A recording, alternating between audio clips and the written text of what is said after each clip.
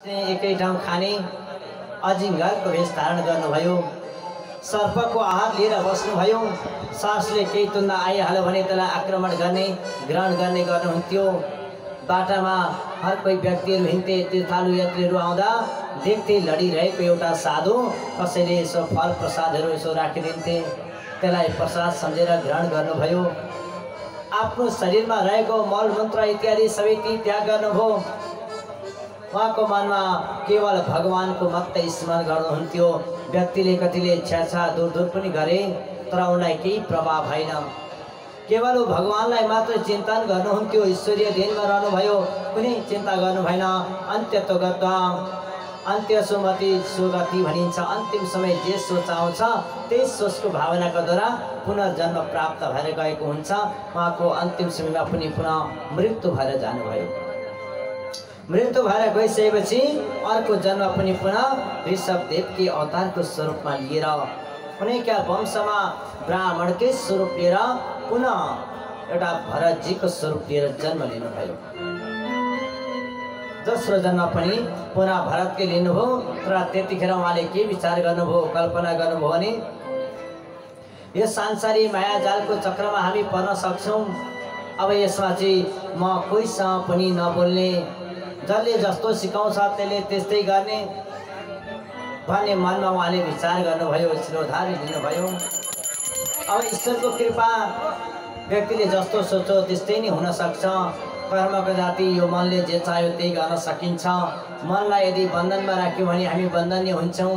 मनलाई यदि चारैतर्फबाट घुमाइरह्यौँ भने उसले मोक्ष पनि प्राप्ति गराउन सकाउँदैन। त्यसले गर्दा उहाँले मनमा विचार गर्नुभयो, अब म यस्तो गति प्राप्त गरेर आउँछु, यो जुनीलाई चाहिँ म सिद्धि भगवानसँग मिलाउन सक्छु भन्ने मनमा उहाँले शिरोधारी लिनुभयो। कोहीसँग पनि नबोल्ने प्रतिवचन लिनुभयो। एउटा लाटो लफेरो जस्तो भएर जीवनयापन गर्नु पर्यो भन्ने मनमा उहाँले शङ्का लिनुभयो। कोहीसँग पनि बोल्नु भएन। त्यसपछि उहाँले कल्पना गरेर एक चित्त भएर ध्यान गर्नु पर्यो भनेर जब हाम्रै पावन तट नगरी नेपालमा अहिले पनि रुरु क्षेत्र छ पुला आश्रम, जहाँ पुला आश्रमको निकटमा बसेर महाराज भरतले तपस्या गर्न प्रारम्भ गर्नुभयो। एउटा कुटीको निर्माण गरेर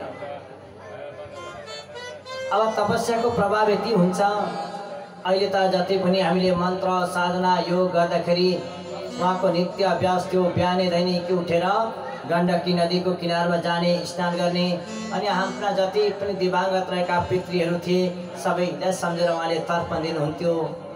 दैनिक त्यो अभ्यास थियो। त्यसपछि आउनुहुन्थ्यो आफ्ना कुटीमा बसेर यसो कन्दमूल खाँदै योग तपस्या गर्दै समाधिमा स्थिर भएर बस्नुभयो। ज्ञानमा धेरै शक्तिशाली हुनुहुन्थ्यो। तर समयकल्प व्यतीत यस्तो हुन्छ, मायाजालको चक्रले कतिखेर केले आएर समाउँछ भन्ने कुरा कसैलाई थाहा हुँदैन। आज दैव संयोग बिहानै उठेर जब स्नान गर्नका लागि जानुभयो कौशिकी, जहाँ काली गण्डकीको किनारको तटमा ठुलो बाढी आइरहेको थियो। त्यही बखतमा एउटा दुई जिउ भएको मृगणी त्यहाँनिर टुप्लुक्क आएको दृश्य देख्नुभयो। त्यो पनि हेरिरहनु भएको थियो। एउटा कहाँ हो कहाँबाट बाघको ठुलो गर्जनाको आवाज आउँदो भयो। डरले त्रास भएर त्यो मृगणी आज त्यही पानीमा हाम फाल्न पुगेछिन्।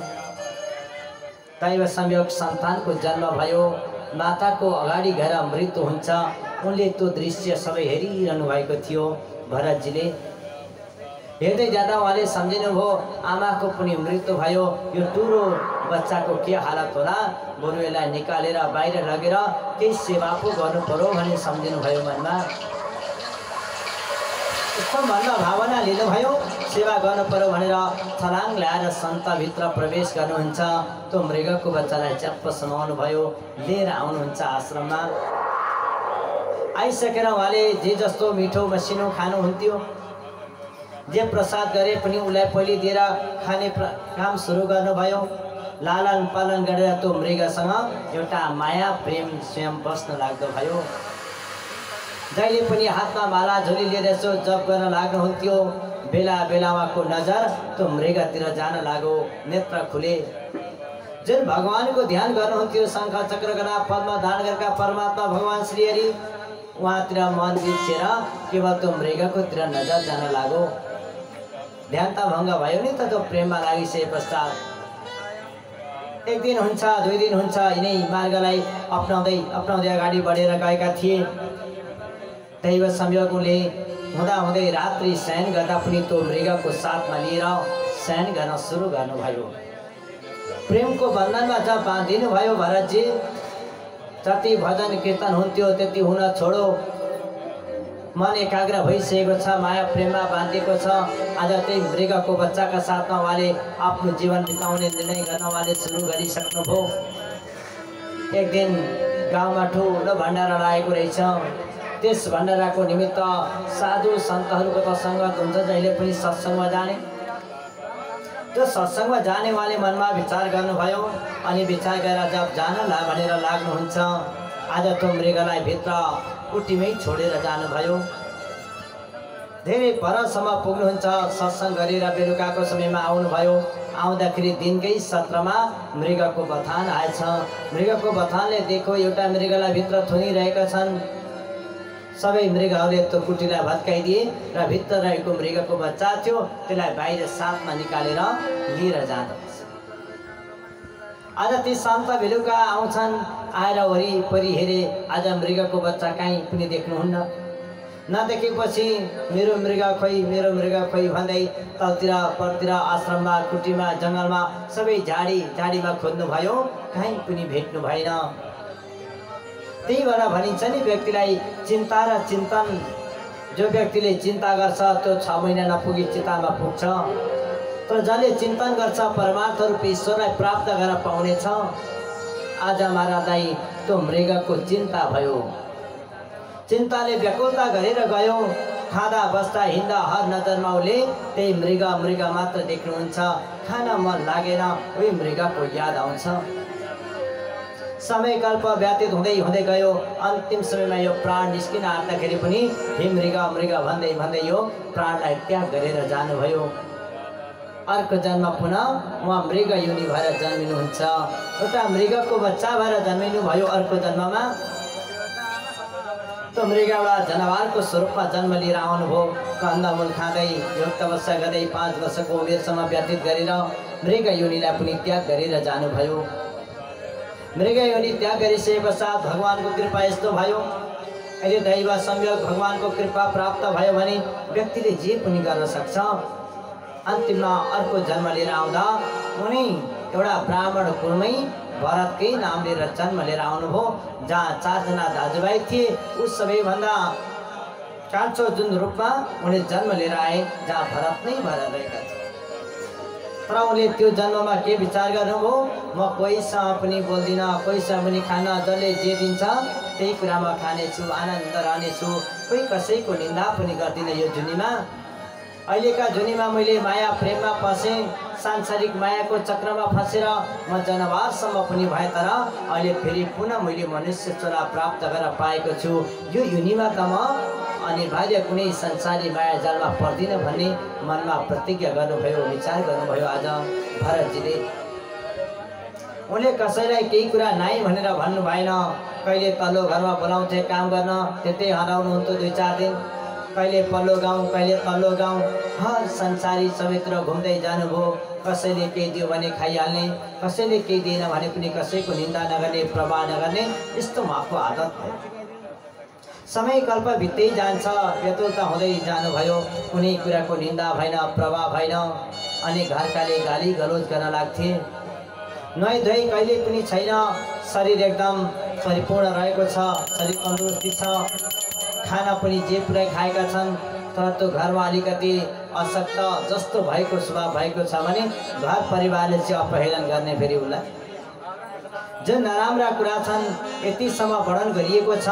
जुन पकाउँदाखेरिको मामरी रहेको हुन्छ भातको, त्यसलाई लगेर उहाँलाई खान दिनुहुन्थ्यो, तर पनि उहाँले प्रसाद सम्झेर खानुभयो। कहिले कसैलाई निन्दा गर्नु भएन। भुस पिठो आदि खाना दिँदाखेरि पनि उनले अमृत समान सम्झेर ग्रहण गरे। कहिले कुनै कुराको दोष लगाउनु भएन। कसैले काम गर्नका निमित्त तल्लो घर बोलाउँथे, 2-4 दिन त्यतै हराउनुहुन्थ्यो। कति गाली गलोज गर्थे, कुनै शब्दका प्रवाह गरेर फर्काउनु भएन। कसैलाई नाइ भनेर चाहिँ भन्नु भएन। एक दिन दैव संयोग घरमा हर कोही व्यक्तिको एउटा निन्दा हुन्छ, चिन्तन हुन्छ।